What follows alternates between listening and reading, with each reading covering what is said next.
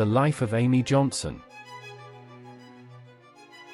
Born in 1903 in Kingston upon Hull, East Riding of Yorkshire, Amy Johnson was the daughter of Amy Hodge, granddaughter of William Hodge, a mayor of Hull, and John William Johnson, whose family were fish merchants in the firm of Andrew Johnson, Knutson and Company.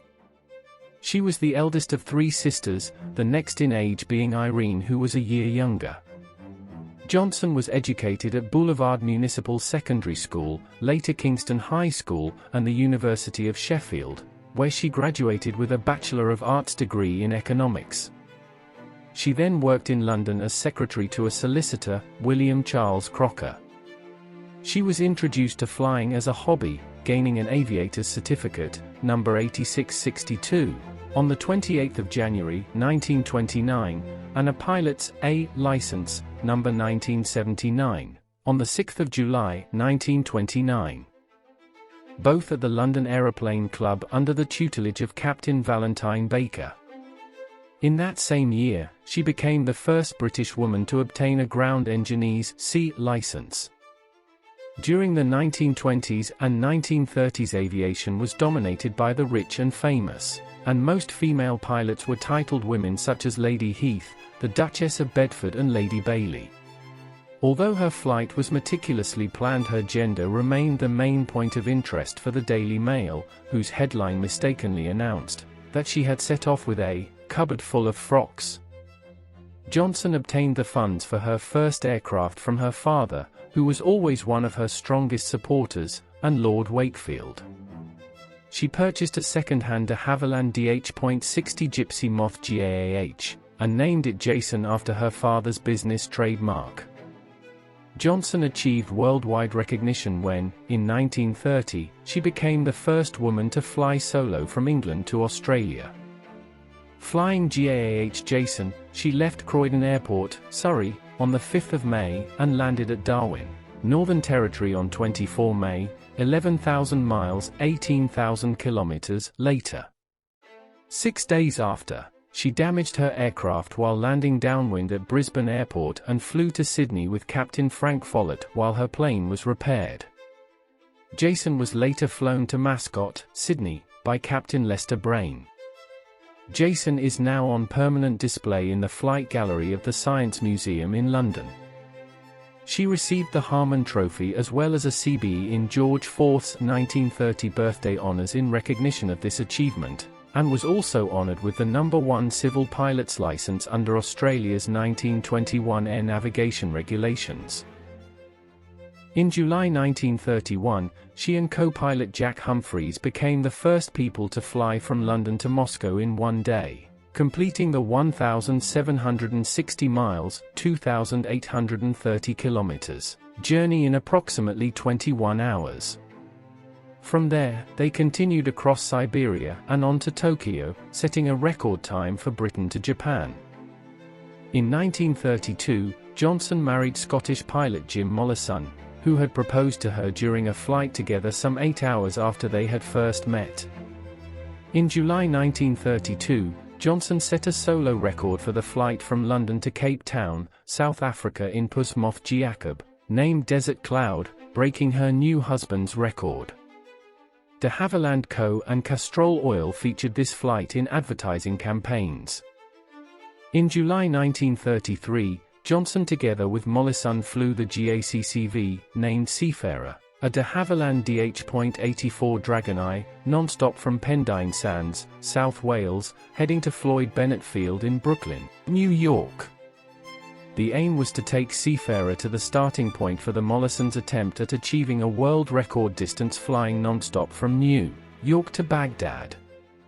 Running low on fuel and now flying in the dark of night, the pair made the decision to land short of New York. Spotting the lights of Bridgeport Municipal Airport, now Sikorsky Memorial Airport, in Stratford, Connecticut, they circled it 5 times before crash landing some distance outside the field in a drainage ditch. Both were thrown from the aircraft, but suffered only cuts and gashes. After recuperating, the pair were faked by New York society and received a ticker tape parade down Wall Street. The Mollysons also flew, in record time, from Britain to India in 1934 in a GACSP, named Blackmagic, a de Havilland DH.88 Comet, as part of the Britain to Australia Mac Robertson Air race, but were forced to retire from the race at Allahabad because of engine trouble.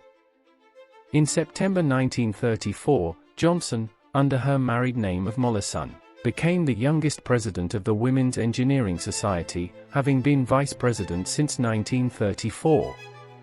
Johnson succeeded Elizabeth M. Kennedy in the role and was in turn succeeded as president by Edith Mary Douglas.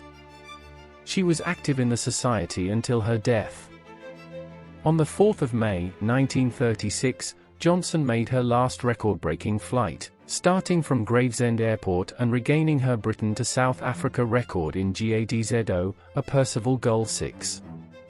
The same year she was awarded the Gold Medal of the Royal Aero Club. It was becoming harder to break records and, instead, Amy turned her attention to business ventures, journalism and fashion.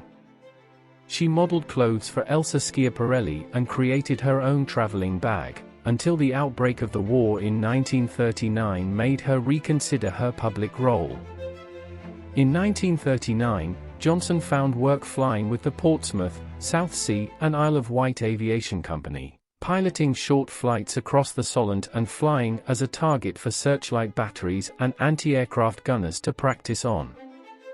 During the Second World War, Johnson's employing company's aircraft were taken over by the Air Ministry in March 1940, and she was served notice of redundancy alongside all other pilots in the company as all the aircraft were requisitioned for the war effort.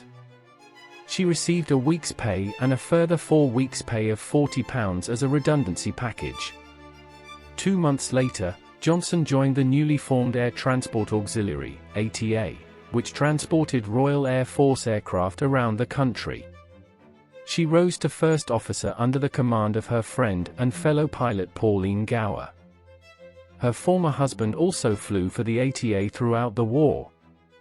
Johnson described a typical day in her life in the ATA in a humorous article, published posthumously in 1941, for the Woman Engineer Journal. In a last letter to her friend, Caroline Haslett, on New Year's Day 1941, Johnson wrote, "I hope the gods will watch over you this year, and I wish you the best of luck." On the 5th of January, 1941, while flying an airspeed Oxford for the ATA from Prestwick via RAF Squires Gate to RAF Kidlington near Oxford, Johnson went off course in adverse weather conditions. Reportedly out of fuel, she bailed out as her aircraft crashed into the Thames estuary near Herne Bay. A convoy of wartime vessels in the Thames estuary spotted Johnson's parachute coming down and saw her alive in the water, calling for help. Conditions were poor, there was a heavy sea and a strong tide, snow was falling and it was intensely cold. Lieutenant CMDR Walter Fletcher, the captain of HMS Hazelmere, navigated his ship to attempt to rescue. The crew of the vessel threw ropes out to Johnson, but she was unable to reach them and was lost under the ship. A number of witnesses believed there was a second body in the water. Fletcher dived in and swam out to this, rested on it for a few minutes and then let go. When the lifeboat reached him, he was unconscious, and as a result of the intense cold he died in hospital days later.